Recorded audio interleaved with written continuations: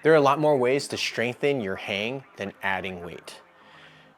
Doing your dead hang, getting a hollow body in your hang, activating your shoulder, then moving your limbs are a great way to strengthen your body in a hang position. Obviously, only hang when you're comfortable at each of those points. You need to check off 1, 2, 3, and 4 before you start doing the movements in them. Before I'm even doing a modified lever in the smallest 3-finger drag, I'm checking in with myself. Do I have shoulder activation? Is my core active, right? Did I get a nice tuck in, and then did I get my core active before I launch off? That's putting you in a stable position for your body, and it's putting you in a stable position for your grip. And I know that we think that it's just the grip. That's like totally what most people think. It's just the grip, the rest of it doesn't matter. But when you have that brain intention, I swear it turns on the rest of your body. It might sound obvious, but if you've never hung on a hangboard before, don't hang on the harder holds. I'm just saying, I know that sounds really obvious, but for the beginner climbers out there, I know it's really tempting to just walk up to the hardest thing and just start hanging on it. Don't do it. Even the jug hold is difficult. I have a hard time on the jug hold with a one arm, okay? That is a difficult hold. It's a lot easier for me to grip all the way around in a bar as opposed to even going onto this jug and holding, okay? When you're coming onto your hangboard, the way your grip is a really important thing, and I don't think a lot of people talk about this. You just think, just grab the hold, right? If you can grab the hold and actually feel where that groove is in the back of the jug, right? And actually push down from the tip of your finger. So you wanna start your pull from here, then curl over, then pull on it. It's a really different action to grab your hold and hook onto just like this section and be pulling from here.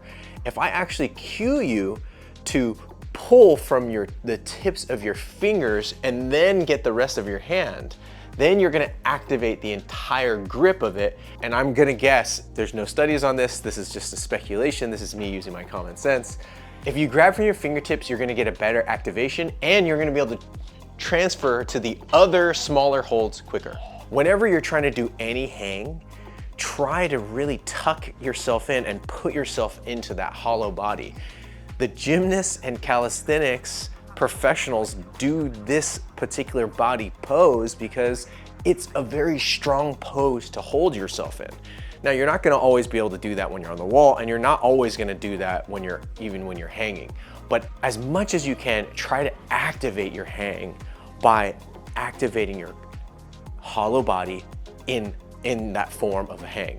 When you relax yourself and just kind of splay yourself out and you're not really focused on where your hand position is, it's fine.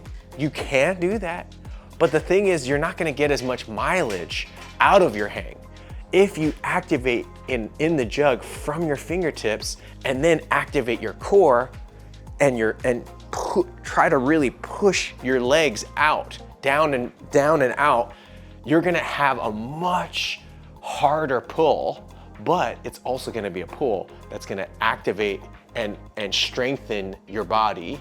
To do this correctly, we wanna make sure that we put our fingers into the back of the jug, activate from our fingertips, squeeze, actually squeeze the grip first. Doing your dead hang, getting a hollow body in your hang, and then let our shoulders drop, and that's our dead hang. Just doing that dead hang for 30 seconds to a minute even, if you wanna do that dead hang for a minute, you can, that's a good tester. But just doing it, I have it in 30-second blocks in my conditioning course. I have it for 30 seconds because we're gonna do another 30 seconds and then we're gonna do another 30. We're gonna do 3 30-second blocks to warm up your shoulders. We all should be able to do a minute. Yes, 1 minute on the jug, not just on the bar. Rock climbers, this is a really good thing to keep testing yourself at. If you're a beginner rock climber, the only thing you need to focus on a hangboard, in my opinion, this is my opinion, is hanging on that jug for a minute. You want to be able to get to hanging on that jug for a minute before you start even trying any of the crimps, any of the other stuff. Because what we're really trying to engage is to make sure that your tendons are strong enough.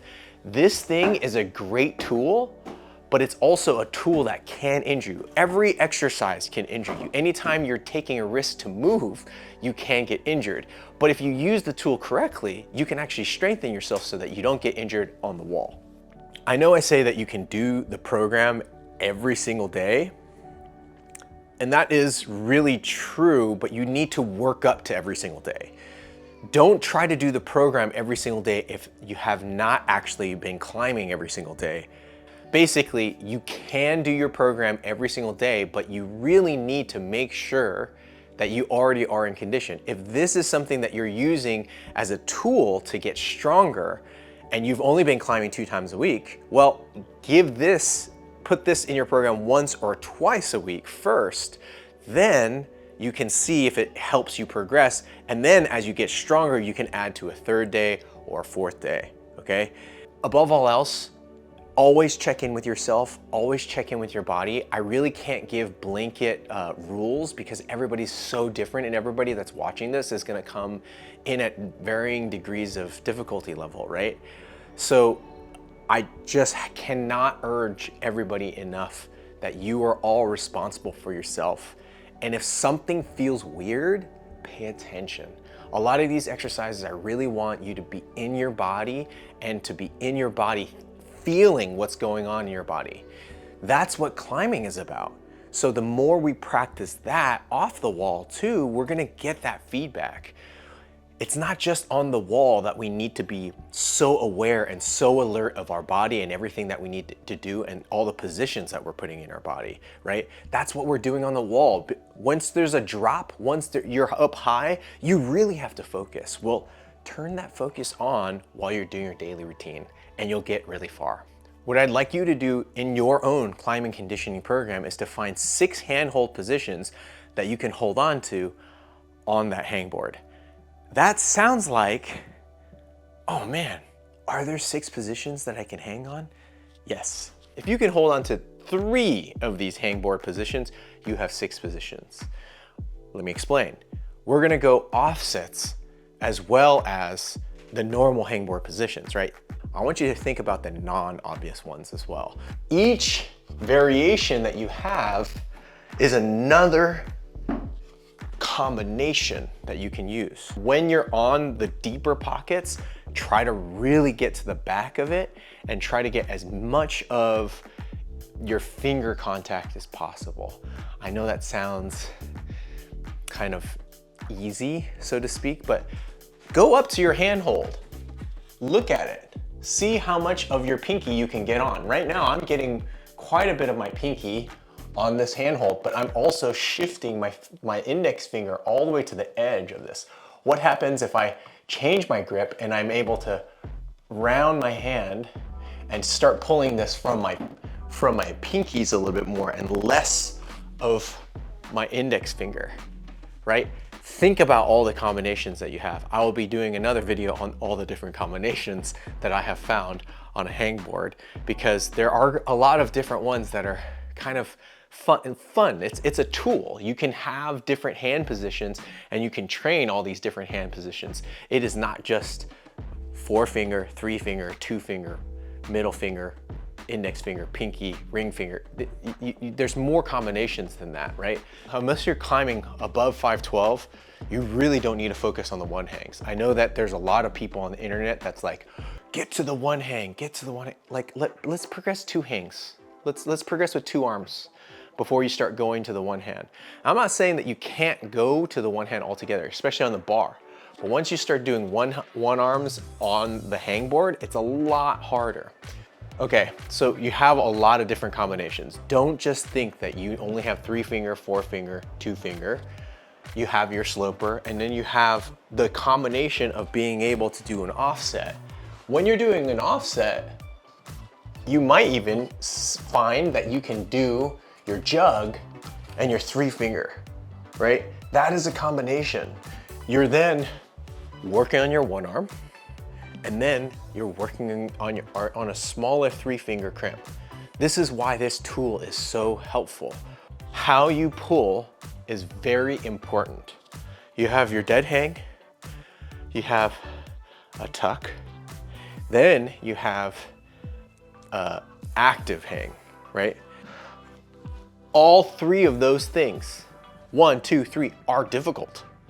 Those are all different steps of how to hang stronger without adding weight. You don't actually need to add weight yet, in my opinion. I mean, yes, adding weight improves strength. That's a very important foundational portion of it. But I'm interested in stabilizing my shoulder girdle.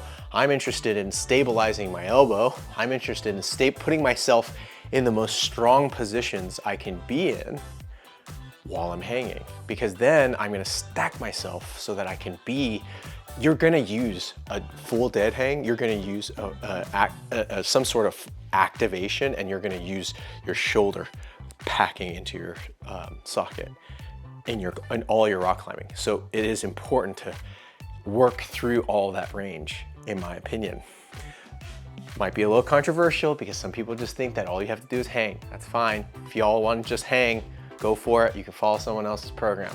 If you want to actually work and put in the work to really get strong in all these little micro details, I believe that this is truly where you're gonna get really, really good strength gains.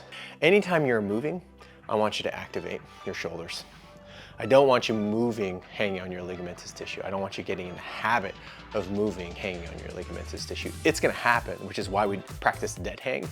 But what we really want is to be able to have your shoulder as active as possible, your muscles actually activating before you do any move. So before you lift your legs, you gotta make sure that, and from here, if you're already in your bent knee tuck, you can straighten one leg.